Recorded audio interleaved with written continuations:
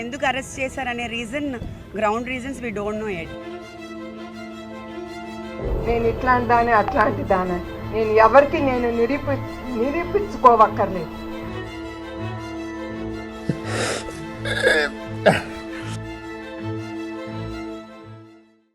వల్లభనేని వంశీ ఇప్పుడు ఏ news channel చూసినా ఈయన గురించే టాపిక్.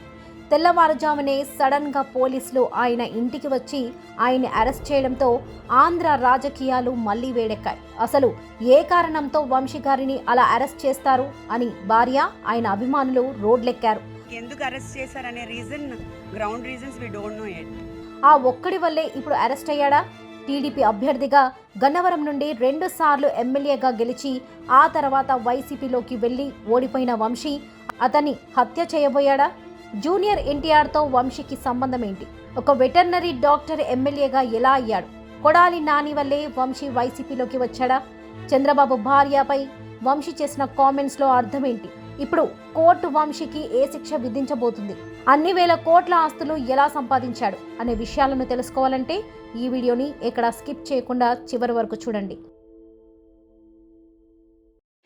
వల్లభనేని వంశీ. ఈయన పూర్తి పేరు వల్లభనేని వంశీ మోహన్. వంశీ 1971 సెప్టెంబర్ 26న రమేష్ చంద్ర, అరుణ దంపతులకు కృష్ణా జిల్లాలోని గన్నవరంలో జన్మించారు. వంశీ తల్లిదండ్రులు ఇద్దరు టీచర్లే. వంశీ గారు చిన్నప్పుడు చదువుల్లో చాలా చురుగ్గా ఉండేవారు. ఆయన ఉంగుటూరులోని ప్రభుత్వ పాఠశాలలో 7వ తరగతి దాకా చదువుకున్నారు. అప్పటి 7వ తరగతి పరీక్షల్లో ఆయన స్టేట్ ర్యాంక్ని కూడా సంపాదించారు.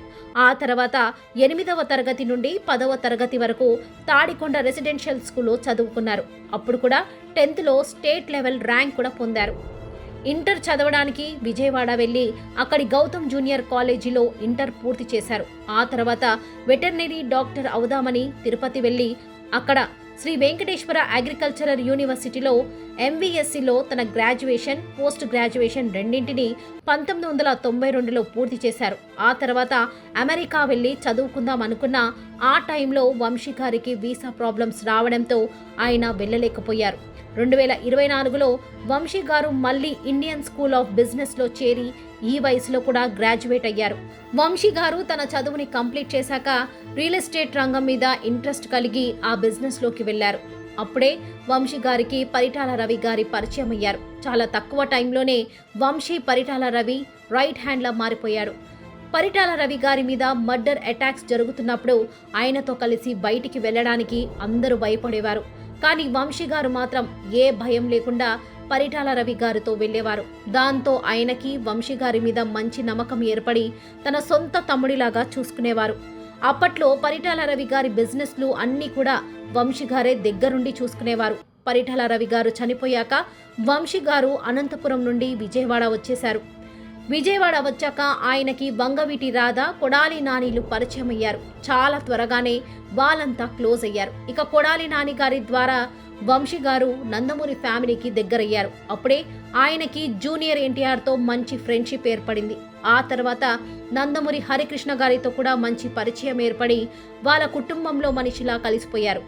రియల్ ఎస్టేట్ బిజినెస్ బాగా జరగడంతో వంశీ గారు కొన్ని సేవా కార్యక్రమాలు కూడా చేశారు. ఆ తర్వాత వంశీ గారికి కూడా రాజకీయాల్లోకి రావాలని ఇంట్రెస్ట్ కలిగింది. దాంతో వంశీ గారు 2006లో టీడీపీలో జాయిన్ అయ్యారు. అలా జాయిన్ అయ్యాక పార్టీ కార్యక్రమాల్లో చురుగ్గా పాల్గొన్న వంశీ గారికి హరికృష్ణ గారి సహాయంతో 2009 ఎలక్షన్స్లో విజయవాడ ఎంపీగా పోటీ చేసే అవకాశం వచ్చింది. దీనికి జూనియర్ ఎన్టీఆర్ కూడా సహాయం చేశారని టాక్. కానీ ఆ ఎలక్షన్స్లో వంశీ కాంగ్రెస్ ఎంపీ లగడపాటి రాజగోపాల్ చేతిలో ఓడిపోయారు. దాంతో ఆయన మళ్లీ తన రియల్ ఎస్టేట్ వ్యాపారాలు చేసుకుంటూ పార్టీ మీటింగ్స్లో పాల్గొనేవారు. జూనియర్ ఎన్టీఆర్ ఫ్రెండ్ అవ్వడం వల్ల ఆయన నటించిన ఎన్నో సినిమాలు షూటింగ్స్కి వెళ్లిన వంశీ గారికి ఆ సమయంలో సినిమాల మీద ఇంట్రెస్ట్ కలిగి మూవీ ప్రొడక్షన్లోకి దిగారు. మొదటి సినిమాగా వివి వినాయక్ డైరెక్షన్లో జూనియర్ ఎన్టీఆర్ని హీరోగా పెట్టి తన మరో మిత్రుడు కొడాలి నానితో కలిసి అదుర్స్ అనే సినిమాని నిర్మించారు. ఈ సినిమా ఎంత పెద్ద హిట్ అయ్యిందో మీ అందరికీ తెలుసు. మొదటి సినిమాతోనే బ్లాక్ బస్టర్ కొట్టిన వంశీ గారు ఆ తర్వాత చాలా కాలం సినిమాలు చేయలేదు. ఆ తర్వాత చాలా కాలానికి రవితేజ హీరోగా టచ్ చేసి చూడు అనే సినిమాకి నిర్మాతగా వ్యవహరించారు. రాజకీయాలలో యాక్టివ్గా ఉంటూ వచ్చిన వంశీ గారికి 2014 ఎలక్షన్స్లో టీడీపీ పార్టీ తరపున గన్నవరం నియోజకవర్గం ఎమ్మెల్యేగా టికెట్ దొరికింది. ఈ ఎమ్మెల్యే టికెట్ వ్యవహారంలో కూడా హరికృష్ణ ఉన్నట్లు సమాచారం. అయితే ఆ ఎలక్షన్స్లో వంశీ గారు తన ప్రత్యర్థి తుట్ట రామచంద్రరావు గారిపై దాదాపు 10,000 ఓట్ల మెజారిటీతో మొదటిసారి ఎమ్మెల్యేగా గెలిచారు. ఆ ఎలక్షన్స్లో టీడీపీ ఘన విజయం సాధించింది. కానీ తన మిత్రుడు కొడాలి నాని కొన్ని కారణాల వల్ల టీడీపీ పార్టీని వదిలి వైఎస్ఆర్సీపీలో జాయిన్ అయ్యారు. దాంతో వంశీ కూడా వైఎస్ఆర్సీపీలోకి వెళ్ళిపోతారని అప్పట్లోనే వార్తలొచ్చాయి.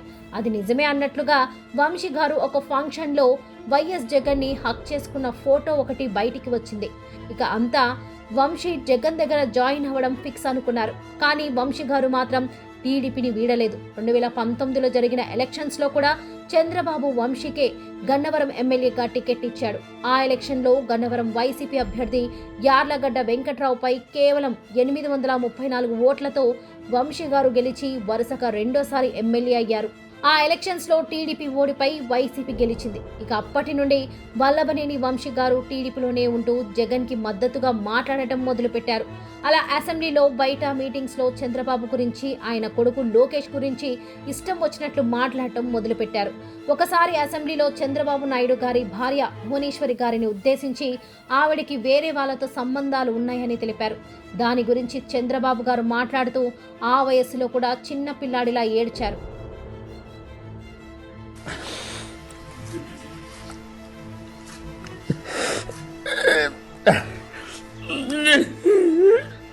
ఆ తర్వాత టీడీపీ వాళ్ళు డని మీద పిల్ దాఖలు చేయగా వంశీ గారు టీడీపీలో నుండి బయటకు వచ్చేశారు. దాంతో స్పీకర్ ఆయనపై 2024 ఫిబ్రవరిలో అనర్హత వేటు వేశారు. అయితే 2023 ఫిబ్రవరిలో గన్నవరంలోని టీడీపీ కార్యాలయంలో ఒక పెద్ద గొడవ జరిగి అక్కడి కార్లని తగలబెట్టి పార్టీ ఆఫీస్ని పూర్తిగా ధ్వంసం చేశారు. అయితే ఈ కేసులో వల్లభనేని వంశీ గారు కూడా సస్పెక్ట్గా ఉన్నారని పోలీసులు తెలిపారు. ఆ టీడీపీ పార్టీ ఆఫీసులో పనిచేసే సత్యవర్ధన్ని వంశీ కిడ్నాప్ చేసి చంపబోయారని ఆయన మీద అప్పుడు కేసు నమోదైంది. కానీ కొన్ని రోజుల్లోనే సత్యవర్ధన్ని వంశీ ఏం చేయలేదని, కొంతమంది ఆయన కేసు పెట్టమని ఒత్తిడి చేస్తేనే అలా చేశానని కోర్టులో ఒప్పుకున్నారు. ఆ తర్వాత 2024 ఎలక్షన్స్ టైంలో వల్లభనేని వంశీ వైఎస్ఆర్సీపీలో జాయిన్ అయి ఆ ఎలక్షన్లో ఘోర పరాజయం పొందారు. అంత కామ్గా జరిగిపోతుందన్న వంశీ గారి మీద సత్యవర్ధన్ మళ్ళీ పోలీస్ స్టేషన్లో పాత కేసుని రీఓపెన్ చేయించాడు. అప్పుడు వంశీ గారు చంపేస్తానని బెదిరిస్తేనే ఆ కేసును వాపస్ తీసుకున్నానని అతను తెలిపాడు. దాంతో పోలీసులు వంశీ గారిని అరెస్ట్ చేయాలని ఆయన హైదరాబాద్లో ఉన్న ఇంటి దగ్గరికి తెల్లవారుజామునే వెళ్లి అరెస్ట్ చేశారు. పోలీసులను చూసిన వంశీ గారు డ్రెస్ చేంజ్ చేసుకుని వస్తా అని పారిపోవడానికి ప్రయత్నించగా అక్కడి లేడీ పోలీస్ చేతిలో దెబ్బలు కూడా తిన్నారని సమాచారం. ఆయనపై పోలీసులు సెక్షన్ 104/1, 308, 351/8, రెడ్ విత్ సెక్షన్ 35 మీద కేసులు నమోదు చేశారు. దీని గురించి వంశీ గారి భార్య పంకజశ్రీ మాట్లాడుతూ తమకు కనీసం ఏ నోటీస్ ఇవ్వకుండా కనీసం ఎఫ్ఐఆర్ కాపీని కూడా చూపించలేదు అని, ఇది కేవలం ఒక కక్ష సాధింపు చర్య అని ఆవిడ మీడియాతో తెలిపారు. లేదండి, మన లాయర్ చిరంజీవి గారు కూడా వచ్చారు, బట్ ఇంకా ఇవ్వలేదంటే మనకి ఎందుకు అరెస్ట్ చేశారనే ground reasons we don't know it. చూద్దాం మునుముందు వంశీ గారి లైఫ్లో ఇంకెన్ని జరగబోతున్నాయో. వల్లభనేని వంశీ గారు నిజంగానే తప్పు చేశారని మీరు అనుకుంటున్నారా? అయితే మీ అభిప్రాయాన్ని కామెంట్స్లో తెలియజేయండి. ఈ వీడియో కనుక మీకు నచ్చినట్లయితే ఒక లైక్ చేసి మా ఛానల్ను సబ్స్క్రైబ్ చేసుకోండి.